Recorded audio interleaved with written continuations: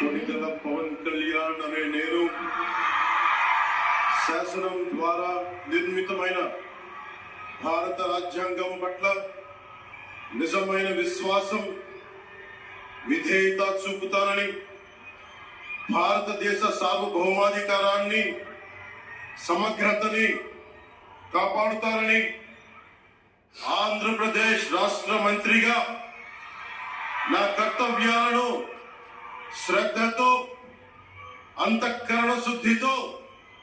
నిర్వహిస్తానని, భయం గాని పక్షపాతం గాని రాగద్వేషాలు గాని లేకుండా రాజ్యాంగాన్ని శాసనాలని